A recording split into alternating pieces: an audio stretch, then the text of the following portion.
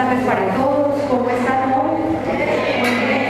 Bueno, eso me alegra y realmente me llena de inmensa felicidad ver este recinto cada vez más lleno, está a punto de reventar, ya ni siquiera hay sillas en la parte de atrás, y eso nos llena de regocijo al chef y al departamento de comunicaciones y por supuesto al departamento de nutrición en cabeza mía, porque eso significa que estamos haciendo realmente lo que debemos hacer, y es brindando herramientas de educación de manera muy práctica, muy acertada, para que ustedes se empoderen y aprendan a cuidarse y cuidar a los demás, y sobre todo lo más importante, pensar que lo que como es el resultado, además no solamente de un conocimiento, sino también de una experiencia, y como dicen por ahí, yo soy el resultado de lo que como.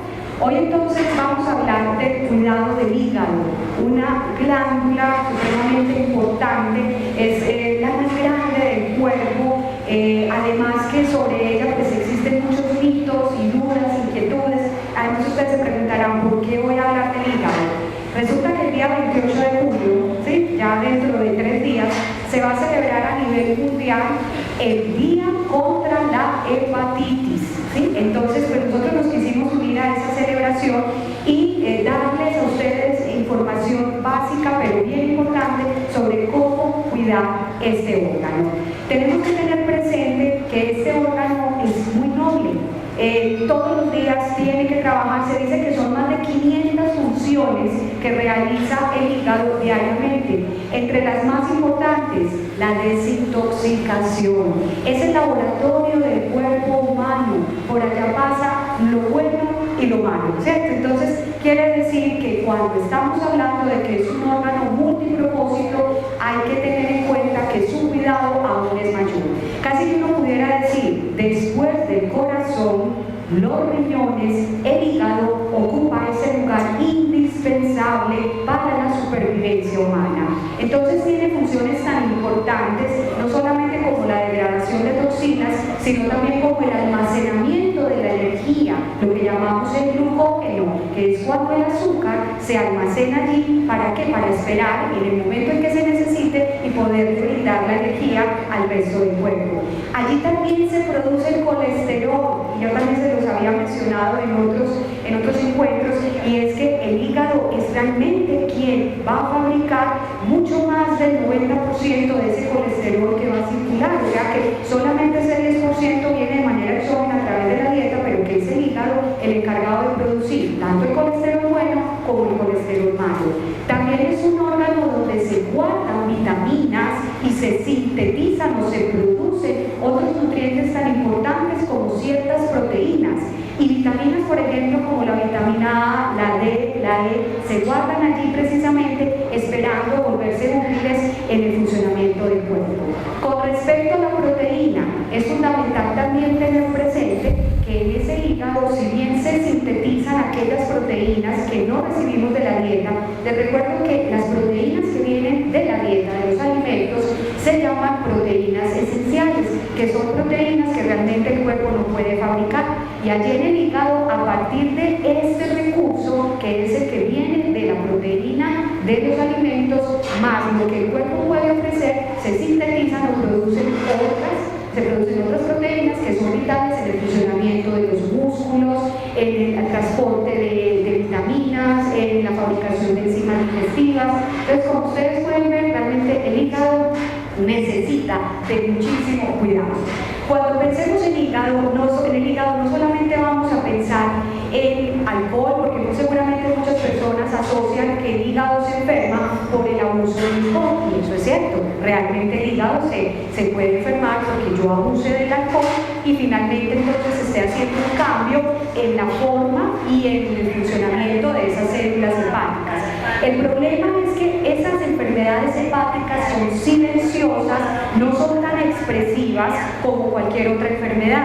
Entonces tenemos enfermedades hoy, como las conocemos pues ampliamente, como las hepatitis, que dentro de las hepatitis tenemos pues muchísimas conocidas en el medio, como es la hepatitis B, como es la hepatitis A. Tener presente que son enfermedades virales que se producen por virus que pueden estar atacando el hígado de manera silenciosa y pueden pasar hasta décadas sin que se manifieste.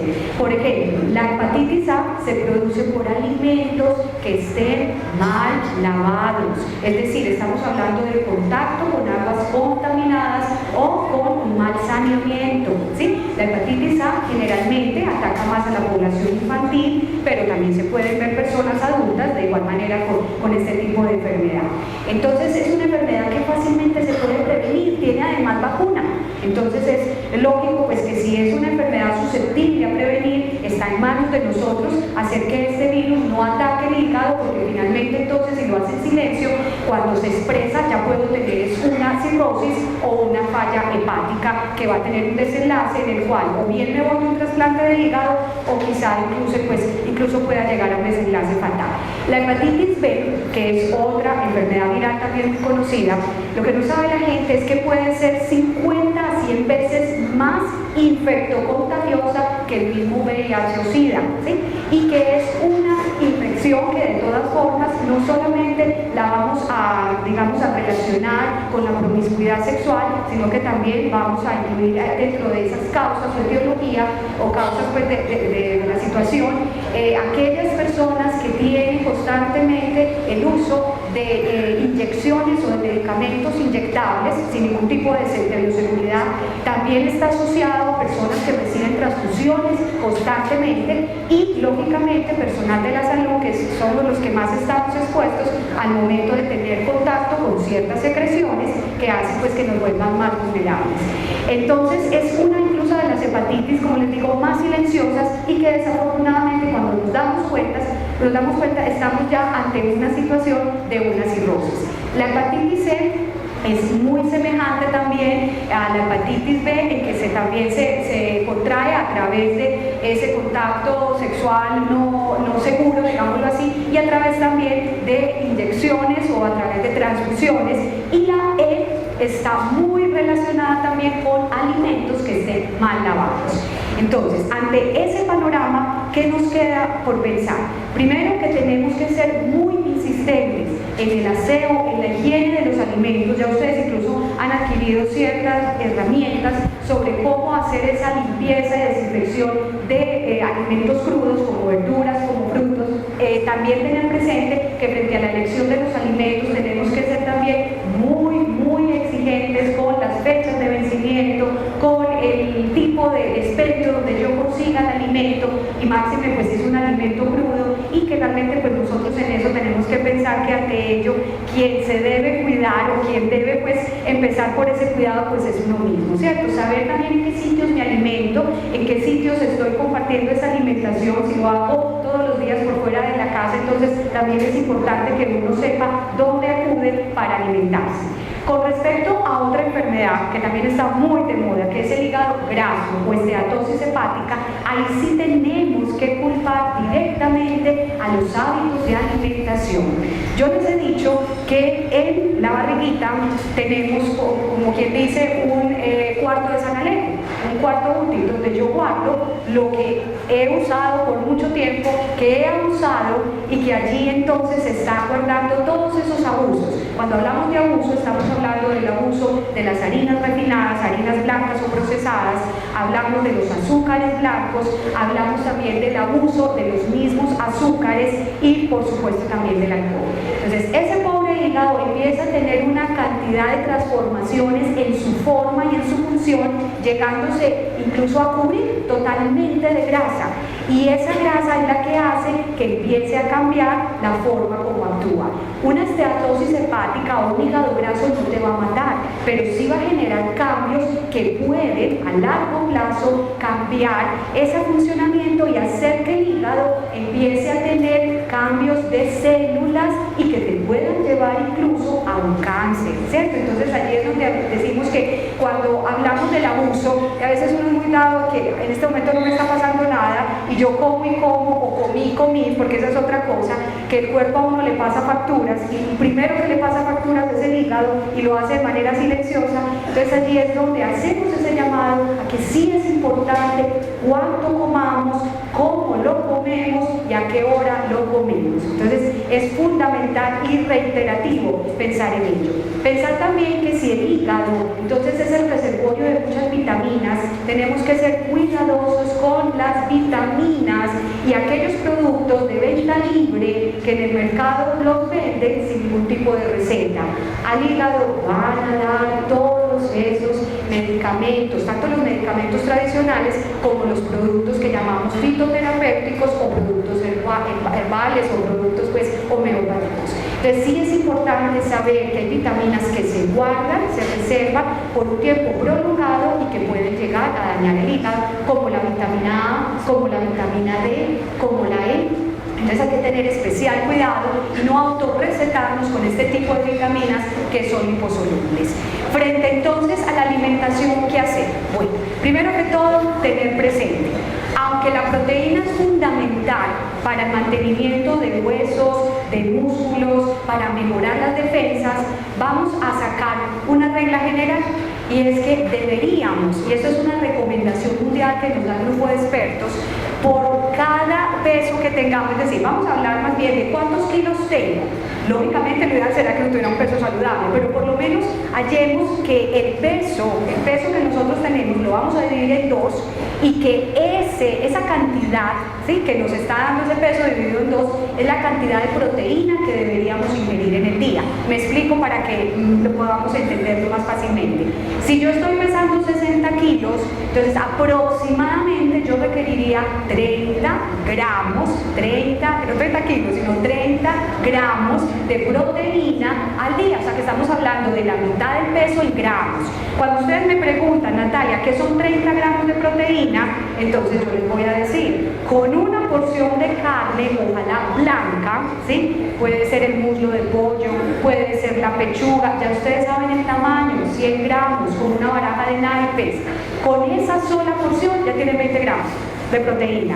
Entonces, ¿eso qué quiere decir? Que me quedan 10 gramos. ¿Y en qué los invierto? Un solo huevo les da 7 gramos de proteína, ¿sí? Una tajada de queso les da en promedio, una tajada delgada, como más o menos una cajita de fósforo de grosor, o el grosor del dedito meñique, les da otros 7 gramos de proteína. ¿Eso qué quiere decir? Que ya con 3 alimentos fuentes de proteína animal, estamos hablando de la proteína animal, con eso sería suficiente. Pero cuando vamos a mirar, observamos todo lo contrario.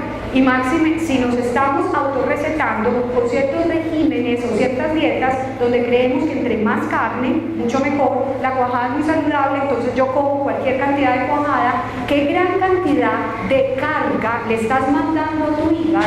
Porque entonces todas esas proteínas se van a degradar y lógicamente eso va a ser una sobrecarga, no solamente para el riñón, sino también para el hígado. Entonces la recomendación es que desde la proteína animal en el día, ojalá no pasemos de 4 porciones, y ahí estamos incluyendo las carnes, así sean blancas, las carnes rojas, pues si las van a incluir, lógicamente la carne roja tiene más grasa saturada, entonces estamos hablando de que es una grasa mucho más nociva para ese hígado, porque va a ser más difícil de digerir, y no solamente para el hígado, sino también para el corazón. Ahí incluimos el huevo, y recordemos también los lácteos, que así sea desgrasados, deslactosados, también se cuentan como proteína.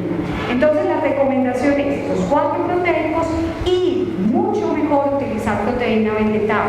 Entonces cuando hablamos de vegetal estamos hablando de ¿qué? De leguminosas, de frijol, de lenteja, de garbanzos, en los cuales no solamente vamos a encontrar proteína de mejor digestión, lógicamente no va a tener la misma calidad, aunque realmente si uno hace una mezcla vegetal puede encontrar que se parezca mucho la proteína vegetal a la proteína animal si sabe hacer una mezcla vegetal, pero sí por lo menos vamos a encontrar una proteína que no va a generar tanto desecho tóxico como lo genera la proteína animal.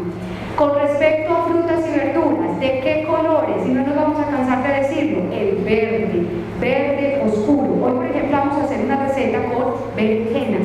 Entonces empecemos a explorar en aquellas verduras que son de sabor más amargo, berenjena, alcachofa, lógicamente ahí está también el brócoli, está la coliflor, las repollitas de Bruselas, aquellas verduras que realmente al sabor no siempre pues las va a rechazar por su sabor amargo, pero que hay formas muy agradables de prepararlas y que en ellas vamos a encontrar suficiente beta-caroteno para hacerle frente a los radicales libres que puedan generar todos esos desechos tóxicos que se están dando durante la digestión de estas proteínas o de ciertas vitaminas o ciertos desechos que entran al hígado. ¿Qué más también es importante? Pensar en los cereales integrales. La receta de hoy, el ingrediente protagonista es el arroz. Y ahí es donde vamos a desvirtuar el hecho y el mito de que el arroz es malo. El arroz no es malo.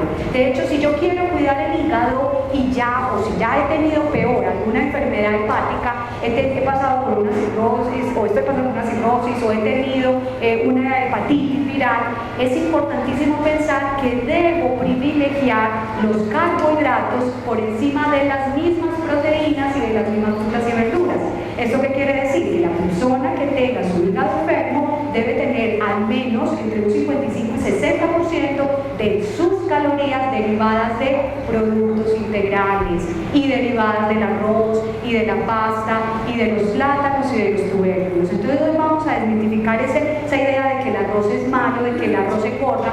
No engorda el arroz, el que engorda es uno, entonces realmente es la porción, qué cantidad, cómo lo preparo, cómo optimizo esos nutrientes que pueda tener el arroz.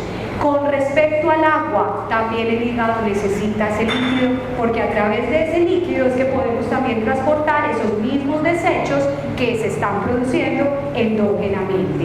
Y lo más importante, pensar también que aparte de esos antioxidantes, ¿sí?, que están en las frutas y en las verduras, también puedo explorar en los frutos secos, como por ejemplo la nuez, las almendras, ojo, no frutos secos fritos, sino frutos secos que yo puedo desecar en la casa, como ya les hemos enseñado, el maní que yo puedo comprar con todo y capachito y lo puedo hornear, y eso sí, tengo en cuenta que se cuentan como grasa y que una porción es un puñadito, pero que yo puedo ayudarle con esa grasa buena al hígado para que se deshaga de esa grasa mala. Entonces puedo emplear la nuez de Brasil, puedo emplear las almendras, y realmente estoy hablando de que estoy obteniendo omega 3, omega 6, ácido linoleico, estoy obteniendo también fibra que es de muy buena digestión y que me va a ayudar también a arrastrar desechos para que no alcancen a pasar al torrente sanguíneo. Bueno, entonces hoy, sin más preámbulos, vamos a hacer una deliciosa receta. Su origen es árabe, vamos a hacer el malumbi. Originalmente lleva un arroz especial. De todas formas, enseguida el chef Diego les va a explicar que igual si yo no tengo el arroz basmati, puedo perfectamente utilizar otro arroz, el arroz integral, cualquier otro tipo de arroz, y hacer una deliciosa receta que sirve como plato único. Cuando hablo de plato único, es que si yo me como esta porción, realmente ya tengo carbohidratos, vegetales, grasa buena y a la vez proteína derivada de una carne blanca, y que estaría cumpliendo con un alimento muy completo, con una presentación muy completa. Y les vamos a dar también una receta de un jugo depurativo. Nosotros seguimos con nuestros juguitos depurativos, ya les hemos enseñado el de uva, ahora vamos a hablar de uno de zanahoria, pepino y apio, que también entonces va a ayudar en ese proceso de desintoxicación y de prevención de enfermedades hepáticas. Chef. Gracias, doctora. ¿Cómo están? Buenas tardes. Me alegra mucho tenerlo en este taller de cocina saludable. Es un placer para nosotros cada mes poder contagiar algo de lo que nos hace más felices, que es trabajar con alimentos. Un señor llamado Hipócrates, en el siglo I de nuestra era, descubrió algo muy importante. Descubrió que el alimento podía ser medicina. Y entonces sacó esta frase que quedó inmortalizada. Decía: que tu alimento sea tu medicina y tu medicina tu alimento. Eso yo se lo digo por experiencia propia. En este momento, por ejemplo, la doctora es testigo de una enfermedad de mi mamá muy grave, demasiado grave. Tan grave que mi madre en 6 meses perdió 15 kilos de manera inexplicable, ¿cierto? Y para atrás, para atrás, para atrás. Y todos los chequeos médicos le salían buenos. Todos los chequeos de sangre, de colesterol, de estómago, de hígado, de páncreas, de vías biliares, de estómago, de abdomen, de colon, de duodeno, todos buenos. Y mi mamá no toleraba un alimento en el estómago. Ya no estaba tolerando ni una pastilla. Se distendía el estómago. Quedaba como una mujer con 9 meses de embarazo, 13, 14 horas retentando un dolor, luego vaciada en una diarrea, y así con cualquier cosita que comía día a día. A lo último mi mamá estaba tomando suero, el desayuno, el almuerzo y la comida de mi mamá se volvió una botella de suero. Y arranque para urgencias porque está deshidratada, porque hay que alimentarla y lo único que se le puede colocar, suero. Y todos los exámenes mostraban que no tenía nada, que todo estaba bien. ¿Cuál era el problema de mi mamá? ¿Qué le pasaba a mi mamá? 6 médicos y ninguno supo qué le pasó a mi mamá o qué le pasaba a mi mamá. Y esas cosas de que Dios le regala a uno la gracia y el conocimiento también. Le dije, amada, usted puede tener una enfermedad que se llama celíaca, enfermedad celíaca. Es una enfermedad que también se denomina intolerancia al gluten. El gluten está en una cantidad de alimentos. Yo le dije, vamos a ensayar una cosa, vamos a ensayar una dieta. Y vamos a empezar una dieta con apio, vamos a empezar una dieta con pepino, zanahoria, vamos a empezar una dieta con arroz, con maíz. Y vamos a desechar todos esos alimentos que contienen gluten. Pues bendito sea mi Dios, santo remedio, ¿cierto? Empieza mi mamá a comer en la mañana un poquito de papaya con manzana, con un poquito de jugo de naranja, ¿cierto? Ese era el desayuno. Mamá, vas a comerte una ensalada tipo salpicón, ¿cierto? De papaya, sandía, un poquito de mango, manzana, con jugo de naranja natural. Ese va a ser tu desayuno. Vamos a ensayar una arepa casera, ¿cierto? No una arepa industrial porque a veces les echan harinas. Y las harinas, la mayoría contienen gluten, lo que es la avena, lo que es el trigo, ¿cierto? La arepita con una porcioncita de pescado, sin apanar ni nada, sí. Listo. Al mediodía, ¿cómo le cayó el desayunito a mi mamá? Mijo, estoy bien. Mijo, no me retentó el cólico. Mijo, estoy que no sé qué me pasa, ¿cierto? Bueno, mamá, vamos a almorzar. Una cremita de papa criolla con una porcioncita de carne licuada. Vamos a empezar una sopa blanda, ¿cierto? Una sopita licuada. Te vas a tomar un juguito de mandarina, un juguito de papaya, un juguito de uva. Pues gracias al Señor, ya lleva un mes y mi mamá se alivió. Mi mamá va donde los médicos y los médicos se quedan aterrados. ¿Qué era lo que tenía usted, señora? Y le toca a ella explicarle qué era la enfermedad que tenía, que ningún médico había visto, que ningún examen había visto. Intolerancia a una cierta alimentación que no es que a todo mundo le dé, tiene que haber una predisposición genética, ¿cierto? No es que ustedes ya van a dejar las harinas, no. Pero digo, gracias a Dios, esos alimentos se convirtieron en su medicina. Y ahora mi mamá debe llevar una dieta muy estricta, libre de gluten, pero ya está saliendo a hacer las compras, ya está saliendo a hacer los mandaditos, cuando se mantenía en una cama, gritando de escalofrío y como un cadáver, ¿cierto? Entonces decimos, ¿a qué venimos acá? A aprender a comer, a aprender a alimentarnos para vivir mejor, para tener una calidad de vida saludable. Listo. Hoy lo que vamos a hacer, que es una receta de cocina saludable, va a tener berenjena. La berenjena es un fruto propio de la India. Es muy escaso que ustedes vean un hindú gordo o obeso, ¿cierto? Muy escaso. Acuerden de Mahatma Gandhi. No era gordo, ¿cierto? No era obeso. La mayoría de hindúes no son obesos, son delgados, tienen incorporada en su dieta la berenjena. Y la berenjena, está comprobado, es altamente diurética, altamente desintoxicante y ayuda a adelgazar, ¿cierto? Y está acompañado de esta belleza, que esto es la maravilla de los vegetales, el apio. El apio es desintoxicante, comprobado. Listo. Esas personas que beben mucho, que toman mucho alcohol, quieren una dieta para limpiar el estómago, para limpiar el hígado, para limpiar los riñones, a base de apio, ¿cierto? Zumo de limón, Importantísimo el zumo de limón. Y aquí otra maravilla que para los celíacos, hoy no estamos hablando de la celiaquia, pero como es lo que yo estoy viviendo, me gusta hablar de eso, ¿cierto? El pepino es el suero de las personas intolerantes al gluten.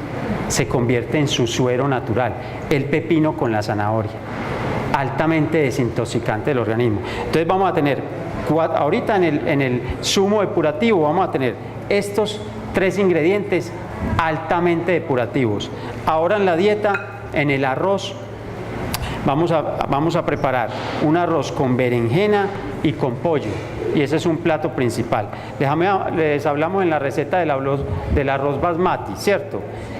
Pues es un tipo de arroz basmati, es un término que significa o traduce arroz aromático o de alta fragancia, ¿cierto? Ahorita ustedes se van a comer un arroz que no es basmati, es el mismo arrocito de nosotros normal de acá, pero sí van a descubrir que hay una fragancia y un sabor ahí que yo le incorporé, que es un poquito de orégano, ¿cierto? Y un poquito de apio, y ustedes van a descubrir esos aromas ahora en un platico que espero les alcance a todos. Así que no me vuelvan muy agalludos que repita ya, no, me hacen favor hasta el final y luego damos la repetición, ¿sí o no? Y vamos manos a la obra. Primero vamos a preparar el arroz, porque mientras se hace el arroz, luego vamos haciendo el jugo, ¿listo? Entonces, ¿cómo preparo yo un arroz? Normalmente, ¿cómo lo preparo? Primero que todo, a mí me gusta calentar el agua, echarle el agua hirviendo. ¿Por qué no fría? Porque yo quiero un arroz esponjoso, espolvoreado, un arroz suelto.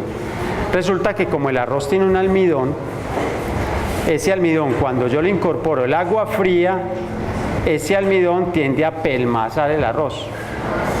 Cuando ustedes sirven ese arroz, que empiezan a cogerlo y es como un terrón, ¿cierto? Pegado. ¿De qué le pasó a este arrocito? Estaba bueno por la mañana y por la noche tienen que traer cincel, ¿cierto? No. Entonces, para que eso no pase, a mí me gusta hervir el agua. ¿Por qué esta agüita está amarilla? Buena pregunta, ¿cierto? Aquí le incorporé a esta agua, porque también me gusta que el arroz sea un poquito vistoso, le incorporé un poquito de cúrcuma, ¿cierto? Un poquito de cúrcuma. Ya son cositas pues que ustedes en la casa pueden, no siempre el mismo arrocito blanco. Ay, mira, es que estoy cansada de ese arrocito que usted hace. Claro, ¿cómo no va a cansar todos los días un arrocito blanco? Eso cansa. Entonces hay que experimentar con... ¿Qué es la cúrcuma? Es el azafrán criollo, el azafrán de raíz. Ustedes van a la placita de flores, a la minorista, véndame 500 pesos de cúrcuma, les dan un puñado y eso dura para todo el año. Y ustedes cogen una raicita y simplemente licúan con los aliñitos que van a echar al arroz y listo. Aquí, ¿qué hice? Pues rayé un poquito de cúrcuma, puse a cocinar la pechuga con la cúrcuma, un poquito de apio, cebolla, un diente de ajo, y ahí dejé cocinando eso y me soltó este caldito. En ese caldito voy a hacer mi arroz. Ese caldito ya está clarificado. ¿Qué significa clarificar un caldo? Significa quitarle la grasa, ¿cierto? Como el pollo me soltó una grasa, luego yo dejé que enfriara un poquito ese caldo, lo paso por un colador, arriba me queda la capa de grasa y me queda el caldo clarificado. ¿Listo? Eso es como una técnica. ¿Y qué vamos a hacer? Vamos a sellar el arroz. Entonces aquí está nuestro caldito caliente y yo voy a sellar el arroz. La receta indica que debe ser en mantequilla. Miren, como estamos hablando de asuntos del hígado, es más recomendable el aceite de oliva. El aceite de oliva usted lo puede comer puro, lo puede tomar una cucharadita diario en la mañana. Listo. Le cae bien al cuerpo, lubrica, ¿cierto? En este caso, yo prefiero el aceite de oliva a la mantequilla, ¿cierto? Lo que hago primero es caliento bien el perol, donde voy a hacer el arroz. Una vez que esté caliente, recuerden que no voy a echar ahí mismo en frío el aceite, porque voy a gastar más aceite. Dejo que él caliente el perol bien, para que cuando yo le eche el aceite, él se adelgaza, ¿cierto? Se esparce muy bien y no me va a pedir tanto aceite. ¿Cuánto me voy a gastar? Esto es 1 libra de arroz, 2 vasos. ¿Cuánto me voy a gastar de aceite? Que es una pregunta también. ¿Cuántas cucharadas de aceite le echamos al arroz? Le vamos a echar. ¿Cuántas le echan? Se lo dejo a gusto de cada uno, ¿cierto? Pero normalmente una. Con una nos va bien. Listo. Esto sería 1 cucharada. Listo, ya. ¿Qué voy a hacer con esa? A mí me gusta este método de preparación que se llama nacado. Voy a nacar el arroz. Nacar es dorar, ¿cierto? Lo voy a sellar. ¿Para qué lo voy a sellar? Para cuando entre en contacto con el agua, ya el agua ya el arroz no se deja pelmazar, no se deja unir uno con otro, porque ya está como con una capita protectora, que es la del aceite, que no deja que se junte uno con otro. Por eso queda suelto, por eso queda espolvoreado. Listo. Entonces aquí echamos nuestro arroz. Además que si se sella, estamos preservando todas las vitaminas, no solamente hidrosolubles que podrían tener contacto con el agua, por ejemplo el complejo B, el arroz es rico en complejo B, que es una de las vitaminas importantísimas para el funcionamiento del cerebro y del sistema nervioso, sino también la pequeña cantidad que pueda tener, porque tiene algunas trazas de vitamina como la A, ¿cierto? Entonces eso hace que al nacar tengamos esa preservación de estas vitaminas que fácilmente son termolábiles. Termolábil significa que con el calor o con otro medio, en este caso si echáramos agua, puedan irse, puedan perderse. Chef, ahora que hablas de la cúrcuma, me acabo de acordar que definitivamente, aunque ustedes lo han escuchado de pronto más desde la teoría oriental y desde lo natural, pero las especias, y sobre todo esas especias que son intenso sabor, como por ejemplo el orégano, la cúrcuma, ya hemos usado jengibre también, ayudan al hígado. Tienen un efecto colagogo. ¿Qué quiere decir? Un efecto depurativo. Esto quiere decir que estimula al hígado, específicamente a la vesícula biliar, para que entonces, si se produce más bilis, esa bilis se almacene allí en la vesícula biliar y baje fácilmente al intestino. ¿Para qué? Para poder hacer una especie de micela, es decir, de mezclarse con la grasita, sacar esa parte que es la parte del colesterol y permitir una buena digestión. Entonces miren que aún siendo el hígado quien produzca el colesterol, también nos ayuda a digerir o hacerle detergencia, digámoslo así, porque ese sería el término, a la grasa para que se pueda absorber. Porque entonces si ustedes imaginan técnicamente una cantidad de grasa como la que uno pues acostumbra a consumir en la sangre, pues el hígado tiene su propia manera de defenderse y esa defensa la hace a través de la bilis que se produce en él, pero se almacena en la vesícula biliar, y la cúrcuma es una de esas especias que está muy relacionada con esa excitación o esa actividad mayor de la vesícula biliar, o sea que también evitaríamos cálculos en esa vesícula biliar. Bueno, muy bien. Este arroz se sella aproximadamente de 4 a 5 minutos. Luego le vamos a agregar la berenjena. Esta berenjena no está cruda. Miren, la berenjena por lo general no se debe comer cruda porque cae pesada al estómago. Ella sí es diurética, ella sí ayuda a adelgazar, pero si la comemos cruda nos va a caer mal, ¿cierto? Entonces, ¿qué hay que hacer con la berenjena? Primero, para quitarle el amargo, lo que yo hago es que la dejo en agua con sal, más o menos 15 minutos, ¿cierto? Yo la abro, la parto, la dejo en agüita con sal. Recuerden que la sal es lo que me va a impedir que se oxide. Recuerden que también lo hablamos con la manzana, esas manzanitas para que no se nos oxide, no se nos ponga negra, la echamos en agüita con sal. ¿Listo? ¿Que la manzana nos va a saber salada? No, es que usted no va a llenar eso de sal. Eso con 1 o 2 cucharaditas. Por ejemplo, yo aquí, como les hice para 200 arroz, entonces pedí 2 kilos de berenjena y a eso le eché 3 cucharaditas de sal. Eso no va a alcanzar a coger, ¿cierto? Pero sí me va a proteger de que no se me oxide. La dejo 15 minuticos, ella deja toda su capa amarga en el agua, luego la lavo y ya esa berenjena no me sabe amarga. ¿Listo?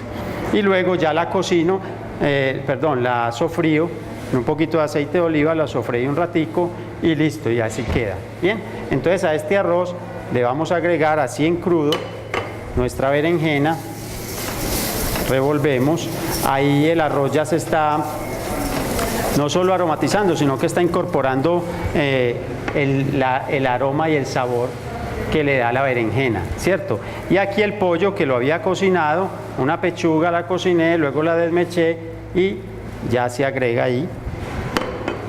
Recuerden que este caldito que tengo acá es el que tiene el sabor de la cebolla, del ajo, de un poquito de apio, de la cúrcuma y ya tiene sal, ¿cierto? A este caldito ya le eché la sal y entonces lo que hago aquí simplemente ya es incorporarlo. ¿Cuánto de agua por cuánto de arroz? Ustedes son mamás, ustedes son expertas. ¿Cómo le va a enseñar el hijo a las mamás? ¿Ah? Sí, mamá, hágame arrocito. Ella me lo hace. Le queda así, pues durito, terroncito. Mamá, te voy a enseñar a hacer arroz. Tira nomás. Así aprendiste de la abuela, así la abuela aprendió de la bisabuela, pero resulta que, gracias a Dios, esto también evoluciona y se han aprendido nuevas técnicas, ¿cierto? Entonces, agua hirviendo en arroz sellado y nos va a quedar más esponjoso. Mire, la clave de un buen arroz, ¿cuál es? ¿Saben cuál es la clave de un buen arroz? Que todo el mundo se lo come, que no queda para guardar. Eso cuando se hizo la ollada de arroz, pero quedó toda en la nevera para el otro día. Ese arroz está muy maluco, porque el buen arroz, me regala otro poquito de arroz, ese arroz no dura. O sea, en mi casa, y en esto sí voy a hacer quedar mal a mi esposa, mis hijos saben cuándo hace el arroz ella y cuándo lo hago yo. Porque queda arroz, o lo dejan ahí. Ah, pero amor, ¿por qué no lo haces así?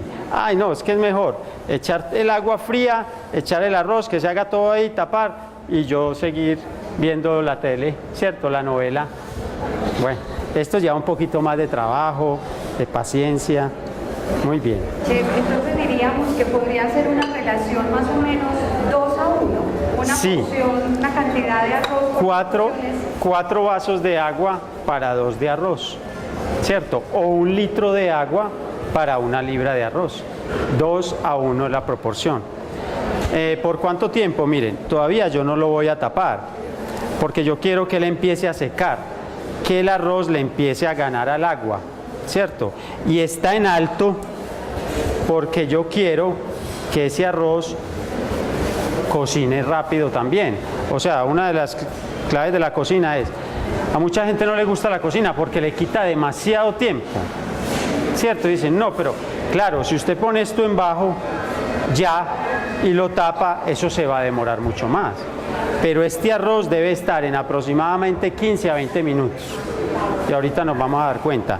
Pero antes de taparlo y colocarlo en bajo, yo lo debo ir secando. O sea, él va secando y él ya se está cocinando ahí. Ya está cogiendo todos los ingredientes, todos los sabores. Y mientras tanto uno va haciendo otra cosa, ¿cierto? ¿Qué podemos ir haciendo? Vamos a hacer el zumo. El zumo es algo tan simple, tan sencillo. Lavan muy bien los vegetales, ¿cierto? Bueno, ahí les recomiendan agüita con jabón. Se puede, siempre y cuando no les deje el jabón, ¿cierto? Que es que lo lavan con esponjilla, con lavalosa, pero quedó untado de acción o de... No, hay que enjuagar muy bien, hay que lavar muy bien, ¿listo? Ya hemos dicho en otras ocasiones que también nos sirve un poquito para desinfectar o eliminar la carga patógena de gérmenes. Nos sirve el vinagre y nos sirve el hipoclorito, ¿cierto? Eso lo hemos hablado, que echa uno en 1 litro de agua, le echa uno medio vasito de vinagre, de ese vinagre de frutas, ¿cierto? Ese es el ácido acético que les va a servir también para descargar esa carga, desnaturaliza los gérmenes, los desnaturaliza, ya los deja muertos, los degrada molecularmente, entonces ya no te va a hacer daño. Si no tienen, entonces usan la dosis de hipoclorito, que recuerden que ese sí es por 1 litro de agua 2 centímetros de hipoclorito. Una jeringuita de 2 centímetros, tan, ¿cierto? Lavan, dejan ahí en remojo y listo. Si usan agua potable, después pueden descargar la llave. Mucha gente dice, no, que es que ahí en la llave hay mucha contaminación. Miren, el agua de acá es potable, listo. Esa agua es potable. No se empiecen a llenar de todas esas ideas, que compre tal filtro porque es que... No, ya estaríamos muertos todos, ¿cierto? Entonces, EPM sí garantiza que nuestra agua se pueda consumir. Bueno, muy bien. Entonces vamos a hacer nuestro jugo, lo que quieran hacer de cantidad. Aquí traje pues como para hacer mucho, pero no hay necesidad de tanto. Aquí tenemos un vaso de agua. ¿Cuánto de apio? Pues aquí tengo 200 gramos de apio. Voy a usar más o menos 50 gramos. Un poquito de apio. Sí, voy a hacer una sola toma. Miren, unos 3 o 4 rodajitas de zanahoria. Esto yo no le voy a agregar azúcar. ¿Por qué no le voy a agregar azúcar? Porque es que tomamos tanta azúcar durante todo el día en tantas cosas, que si voy a hacer un zumo saludable, ¿para qué voy a tener una recarga de azúcar en el cuerpo? Uno también se debe acostumbrar a no consumir tanta azúcar. Miren, con mis hijos, no es que yo sea pues el más achapado que no compra azúcar en la casa, no, yo voy al supermercado y tal, pero digo, de comprar otro kilo de azúcar, voy a comprarles 2 bandejas de manzanas, les compro las manzanitas y simplemente disminuyo en la preparación de los jugos la carga de azúcar. Ellos al principio les gustaba dulce y poco a poco, lentamente les he ido mermando el azúcar y al principio lo dejaban, ya no lo dejan, ya les gusta, no es que se los dé sin azúcar, pero ya sí le doy mucha menos cantidad de azúcar y ellos se lo toman. Todo es la costumbre, el hábito. A mí ya no me hace falta, me tomo el café con leche sin azúcar, me gusta ya así, ¿cierto? No es que haya dejado el azúcar, no hay que dejarla del todo, pero en estos zumos desintoxicantes sí, pues no hay necesidad de agregárselos. Y además porque recordemos que el sabor azucarado es más una necesidad gustativa. Yo puedo vivir perfectamente sin sacarosa. Acuérdense que la sacarosa es ese ingrediente, es ese nutriente que tiene el azúcar común. Aun si fuera morena es sacarosa. Lo que pasa es que no está refinado, no está blanqueado, pero es igual, es sacarosa. Si vemos también, si hablamos de la panela, la misma historia. Tenemos una mezcla de sacarosa con un poco también de fructosa, lógicamente si le adicionan melazas. Entonces en realidad la energía me la dan los alimentos, no los azúcares. Y recordemos que si vamos a cuidar el hígado, tenemos también que bajar la carga de triglicéridos. Los triglicéridos son las grasas que comemos, pero además yo hago que mi cuerpo fabrique más de la cuenta por excesos de azúcar. Incluso ya también les he dicho, la porción recomendada, y eso pues si yo consumiera azúcar, es de 20 gramos al día de azúcar. ¿Qué son esos? 2 cucharadas soperas y no más. Pero tengo en cuenta que existen otras fuentes y que eso no me va a desnutrir, no me va a malnutrir, no me va a dar absolutamente ningún tipo de enfermedad por déficit nutricional, que al contrario, pertenece a la familia de las 4 sustancias blancas. Acuérdense, azúcar refinada, harina blanca, grasa saturada o animal y la sal son las 4 sustancias blancas que yo más debo regular. Muy bien, entonces ya, cuando le ganó el arroz al agua, que está en una proporción más o menos de 70 a 30, 70 a 30 es que yo cuando revuelvo yo ya veo más arroz, cada vez veo más arroz, él empieza a secar, ahí tapo, coloco en bajo y espero más o menos de 15 a 20 minutos. No es recomendable apenas esté ya bajarlo y servirlo, hay que darle un tiempito de reposo. Él en ese tiempito de reposo termina de secar, termina de estructurar pues su componente molecular y ya al final, a la media hora más o menos, a los 10 minutos después de reposo ya puedo disfrutar de todo el sabor y todo el aroma de ese arroz. Listo, ahora nos lo vamos a comer. Ustedes me van a decir, ese arroz le quedó bueno, maluco, sabe más la mamá que él. Bueno, esa es la prueba. Listo, vamos a hacer nuestro juguito, nuestro zumo.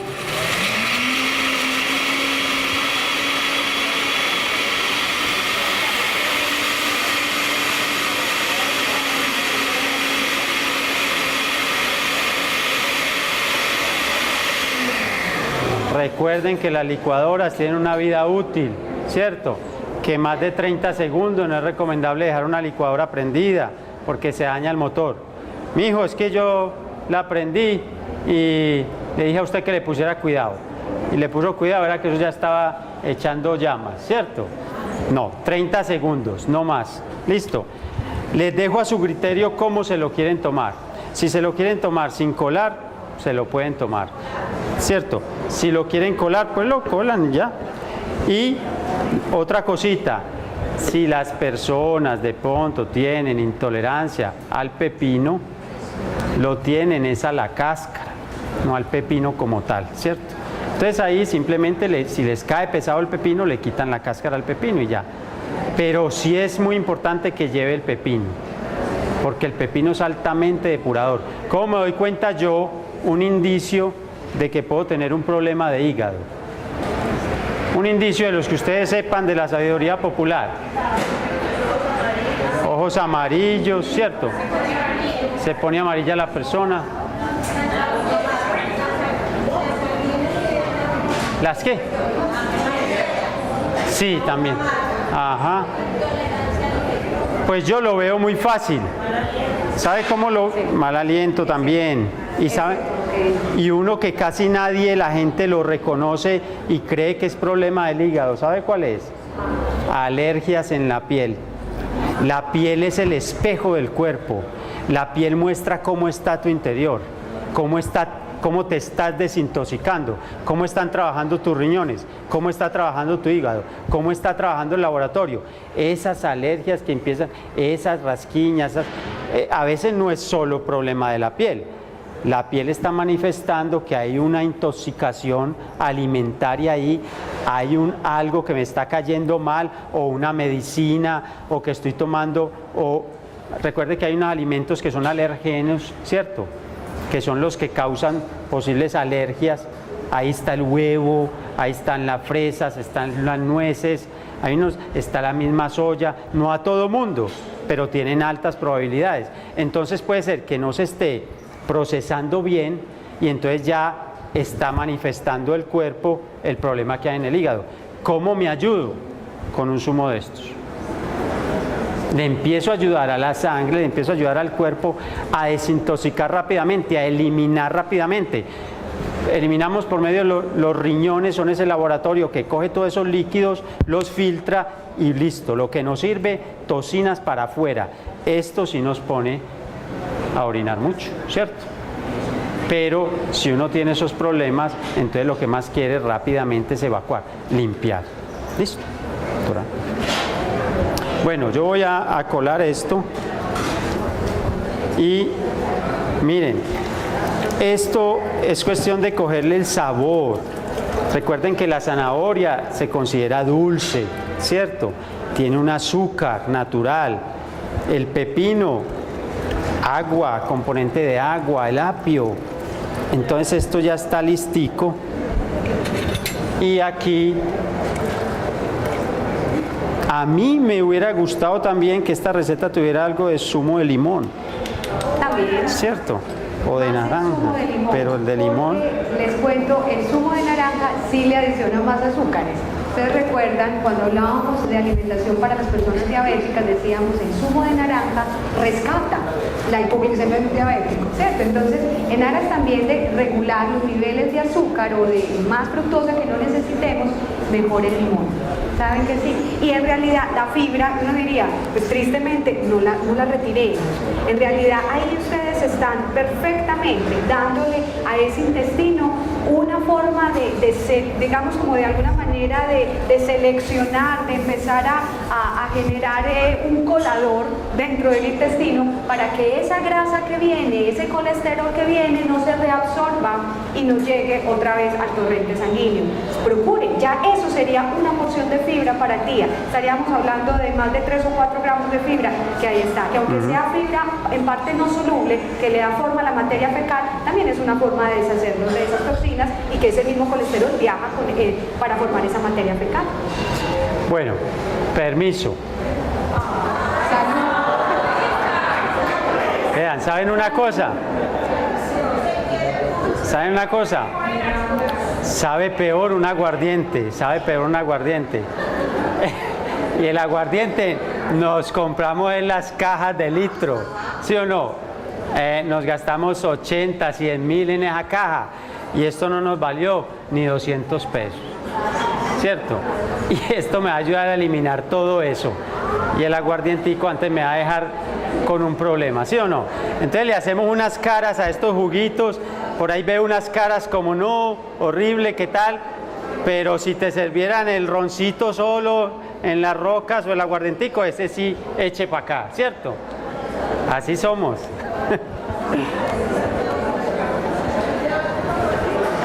La persona diabética lo puede utilizar porque recuerda que la zanahoria está cruda, no se ha cocinado. Cuando verduras, en general todas las verduras se cuecen, entonces se absorbe más rápidamente su azúcar, pero en este caso perfectamente lo puede utilizar. Ya en esa porción, tú perfectamente puedes hablar ya de una porción de verdura. Mire, es que no quiero comer ensalada, no quiero. Ahí te estás comiendo una de las 2 porciones de verdura que necesitas en el día. Muy rico. Bueno, muy bien, entonces ya nuestro arrocito va estando, este arrocito ya, miren, ya está. Yo no sé si la cámara puede acercarse, ustedes ya le ven los huequitos, ¿cierto? Al arroz, listo. Ese arroz ya lo apago, lo dejo en reposo, 10 minuticos en reposo y ya está, listo.